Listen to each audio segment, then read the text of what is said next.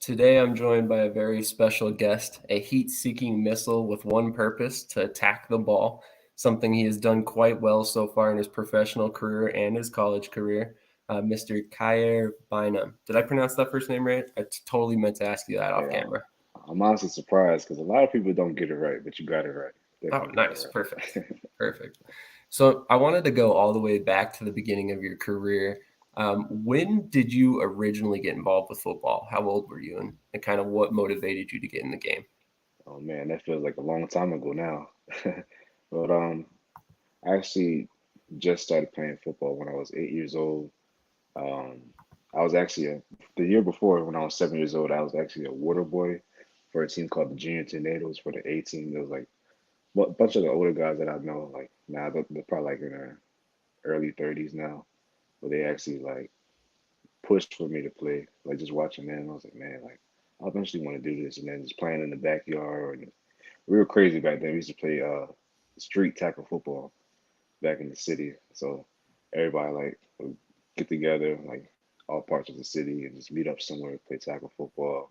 And then my father, he also put the ball in my hand at an early age, and just close friends and cousins that were before me, they put the ball in my hands and just roll with it from there. Very nice, Honestly, very nice. Sounds very similar to how I got involved with football as well.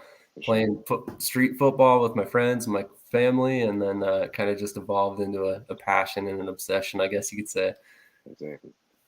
So I was obviously looking at a couple of your other interviews you've done prior to the draft process last year, and I noticed that you list Sean Taylor as your favorite player. I mean, anybody who watched Sean Taylor play probably knows why, but what about Sean Taylor's game kind of drew you to him at the time? Honestly, it was the size that he played at and the mobility he was able to use on the field, and then just the physicality and the fearlessness he brought to the game. Like I was young, I was probably like maybe 8 or 9 years old when he passed, but I remember that like it was like yesterday. Like I actually would probably watch every single game like when I was a child, and then just watching him pass, that definitely like took a toll on me. And then I always wanted to just transition my game to the style he played at. That makes perfect sense. And yeah, that was a tragic event that happened. And I think it's something that's going to, reverberate through football for many years because I think he was on the path to a Hall of Fame career. And unfortunately, some very evil people had to do some evil actions and he ended up paying the price, unfortunately. Yeah, I think he's top three safety all time, my opinion. But I would agree. I would agree. Had he been able to play out his career, that he probably would have been the best ever, honestly. definitely, And that's coming from an Eagles fan. So, oh man, the Eagles fans, oh man. but during high school, you played multiple sports, played a little basketball, if I'm not mistaken. Was there any doubt football was the sport for your future? Oh yeah, for sure. I had no idea I was going to play football until probably like the end of my sophomore year. I was a basketball player. I mean, I always played football, but I was mainly a basketball player. I would actually like go to the gym for hours, train. I was playing AAU, traveling, going to different camps, like hoop group. I was actually at the time I was probably like one of the top on the East Coast in my younger days, though, like as a kid and stuff. But um, I think after my sophomore season of football, like I noticed some college letters coming in, and I noticed like I was like, yeah, this is the ticket for me. Like, I mean, I'm good in basketball. Realistically, I'm only like 6'1". There's so many players 6'1". You got nowadays you gotta be like 6'5" at least. I think I'm gonna go the football route. And it worked out for me.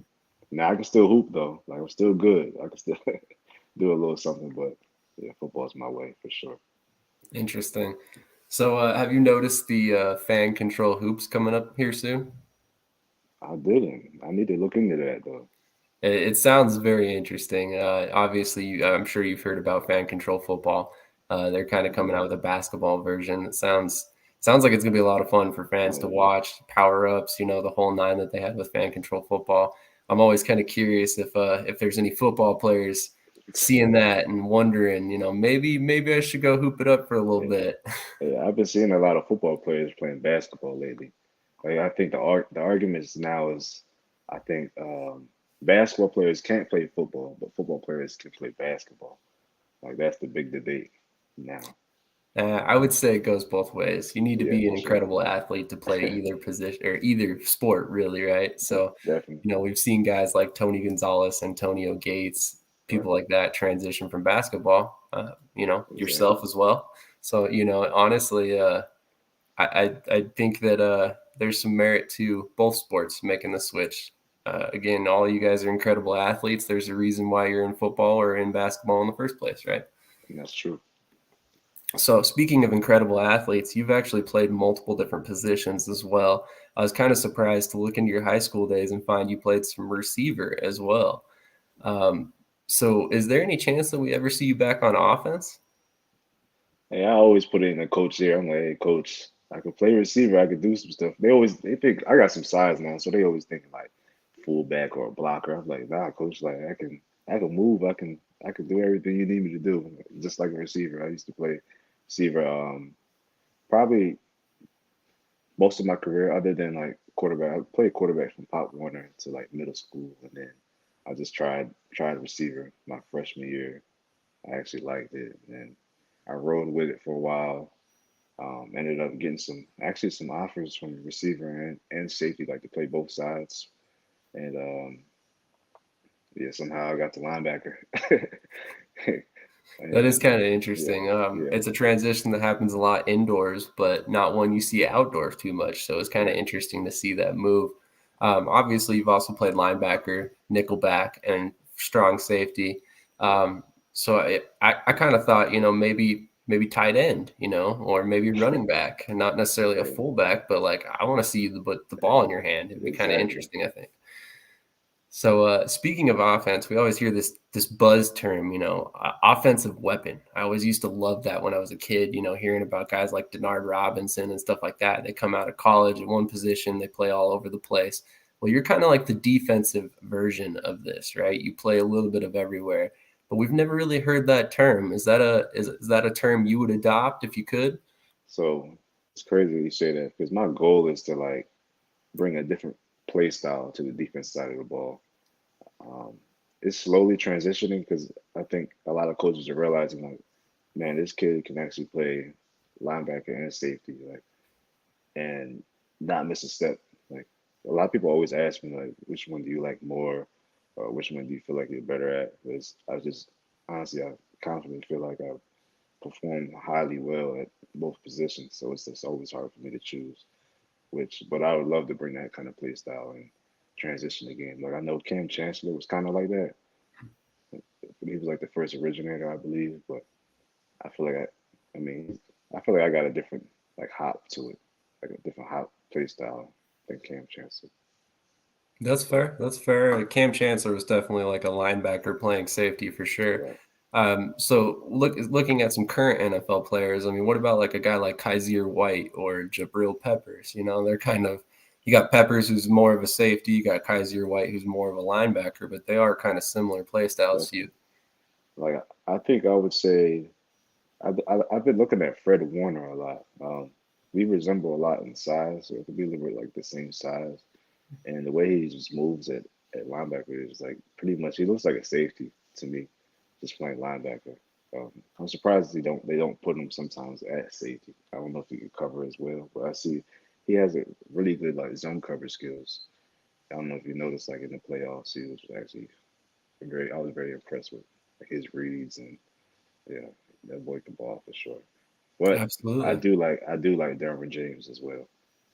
I like Derwin.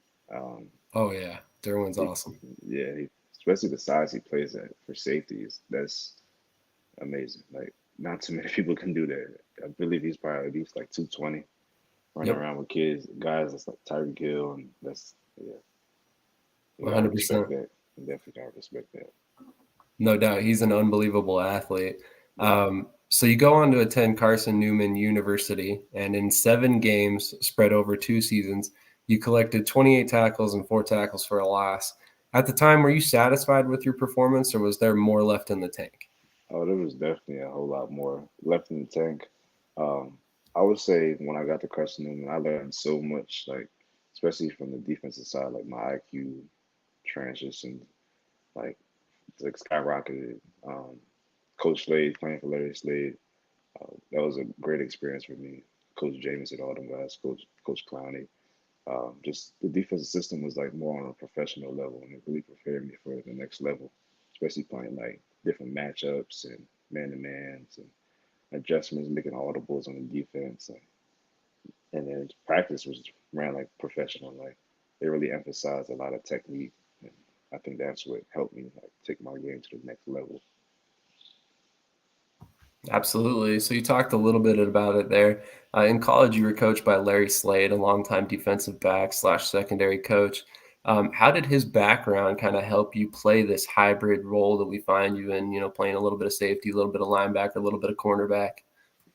Well, I'm actually glad he let me do it because at Johnson C. Smith, I mean, they kind of let me do it, but they were a little hesitant. They weren't too sure. But I'll be honest, Coach Slade definitely let me like do what I wanted. Like I played the Sam linebacker, and then in like third downs, I would play the nickel, which is it was fun playing the nickel, especially I had to lose some weight though for nickel because you're running around a lot. But yeah, I feel like because he Coach Slade, he coached some of the greats like Eric Berry. He was at all the big schools, Washington University. I believe he was at Memphis as well. Like so, he's been around football forever. That guy knows everything. I believe he has a playbook coming out actually in a few years. He'll be the author. I think it'll be maybe coming out maybe sometime this year or 2 years from now. But that man there, I got to give him his respect for sure. Absolutely. So some players I thought, or sorry, let me back up a little bit. Some players after college are a little bit hesitant to kind of not necessarily give up on their NFL dreams, but put them on the back burner to try out an alternative football league.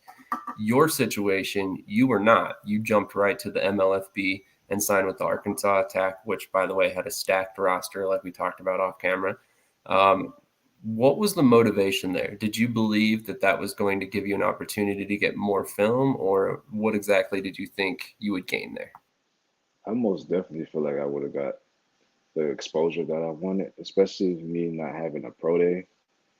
That kind of took me on the back burner because a lot of teams were asking for pro day results and they're asking for a lot of pro film, especially like to get into like the XFL, NFL with me.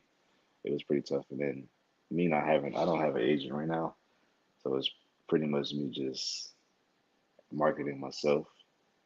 But it's definitely been an interesting journey. I feel like the major league was brought to like develop a lot of like players that have potential to play at the higher level, and hopefully they can make their way back. I think it will be a success if they can get everything together.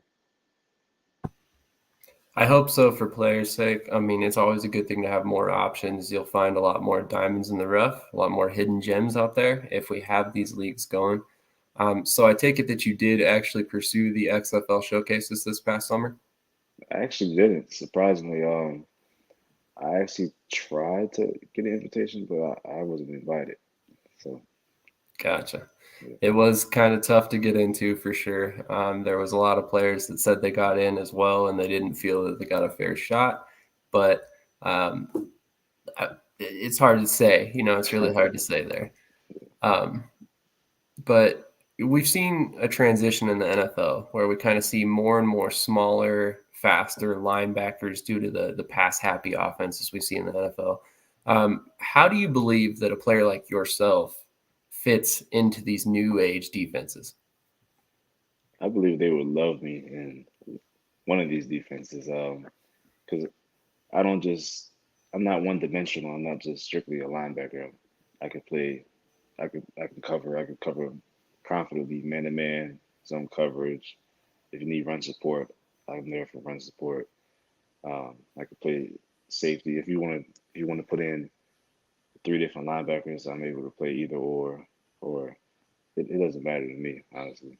So all I need is a foot in the door or an opportunity to show one of these teams what I can do, and I definitely won't disappoint, 100%. That's fair. That's fair. So you talked about the fact that you're versatile in terms of position. Is there any scheme you don't feel comfortable in? I mean, like if you were signed to play in a 3-4 versus a 4-3, a 4-6, whatever, is there anything that you wouldn't be able to do? There was a time actually. Well, now I feel confident playing pretty much any defensive scheme. But there was a time in college I just learned the 2-4-2-5, and I didn't. This was like back in like my freshman or sophomore year in college. I just didn't understand why we ran it at the time. But I ended up making a lot of plays in the 4-2-5, which was pretty cool. I like the Yeah, 4-3 scheme though as well. 4-3 is pretty cool too. absolutely. I was going to say a 4-2-5 definitely sounds like a perfect fit for your Yeah, skill set. Kind of allows you to move around a little definitely, bit. definitely. Um, So obviously, we saw you sign with the Green Bay Blizzard earlier this season. However, on April 12th, you were listed as suspended on the transaction list. What led to the situation, and if when, if ever, are you returning to the Blizzard? So basically, me and the Blizzards, we um, actually had a fair understanding, like understanding that I wanted to take some time to rest my body right now. I had a slight uh, sprain in my knee, so I just wanted to heal that right now, and hopefully I could probably go back out there within the next month or so. I see they're actually doing well right now. We're like one of the hottest teams right now in the league, so uh, supporting those guys right now, and we'll see how it goes. Absolutely. We were just talking off camera about the game last night. Jerome Johnson's looking pretty good. Hopefully, he can keep it up, and I feel like Green Bay will be in playoff contention. Definitely, Hopefully, right about the time you're able to come back 100% healthy. for sure. So, what are your plans for after your career? I mean, are you going to stay tied to football? Are you looking at broadcasting or coaching, perhaps analyst That's a work? real good question. I would honestly, there's so much I want to do. I want to definitely stay in the sports industry. I would like to get into acting. I would like to maybe do some things with nutrition. I actually have like different home remedies that I create for like different health scenarios. Maybe like low iron or hair growth, uh, energy, like small things like that that I create. I play around in the lab a little bit, make my own recipes that I'll eventually broadcast to everyone. I would like to actually get into like maybe an athletic clothing brand that could possibly compete with the hires like the Nikes and Under Armours. We'll see how that comes out. Broadcasting would be cool too, actually. So I'm open to everything right now. Just um, I there was a time I actually like thought I was focusing on a little too much. Like then I realized I just want to focus on football right now, enjoy my football career, and then eventually, once I hang up the cleats, I know I'm gonna open doors for a lot of opportunities. Absolutely. It is definitely tough to try and spread yourself thin when you're playing football like this and trying to excel.